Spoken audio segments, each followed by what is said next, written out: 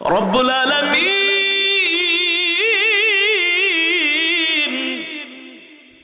আমরা নাফরমান, আপনি রহমান। এই মালিক, গুনার বোঝা নিয়া ভিক্ষুকের মতো দুইখানা হাত উঠিয়েছি, মেহেরবানি করে তামাম জিন্দেগির গুনাহ খাতাগুলো মাফ করে দেন। আয় আল্লাহ, আজকের মাহফিলের সওয়াব কোটি কোটি গুণ বাড়ায়া সোনার মদিনায় পৌঁছে দেন। পেয়ারা নবীজির পরিবার পরিজন আহলে বাইতের আল্লাহ পাকের হাদিয়া পৌঁছে, বদরের সাহাবী, উহুদের সাহাবী, খন্দকের সাহাবী, সমস্ত সাহাবায়ে কেরামের আল্লাহ পাকের হাদিয়া পৌঁছে দেন। জান্নাতুল মুআল্লা, জান্নাতুল বাকিতে যারা শুয়ে আছেন সকলের আল্লাহ পাকের হাদিয়া পৌঁছে দেন।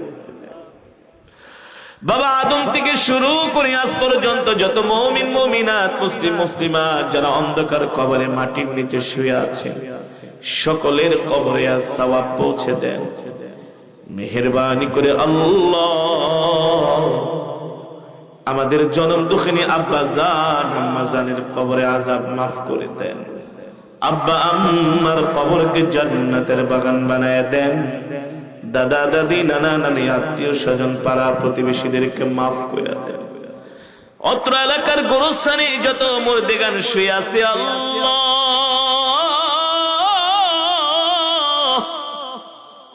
সকল কবরবাসীর কবরে আযাব মাফ করে দেন।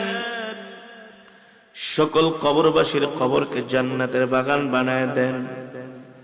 আয় আল্লাহ, দূর দূরান্ত থেকে আপনার পেয়ারা বান্দারা কোরআনের মজমায় আসছে গভীর রজনী। আল্লাহ, এই গভীর রজনীতে দুনিয়ার মানুষের দরজা, রাজা বাদশাদের দরজাগুলো বন্ধ হয়ে গেছে, আপনার রহমতের দরজাগুলো আমাদের জন্য খুইলা দিছেন। আল্লাহ, আমরা নাফরমান, গুনাহগার,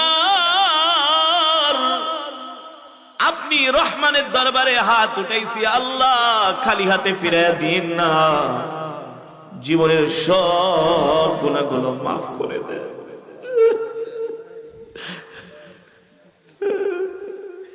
জাহান্নামের আগুন হারাম করে দেন।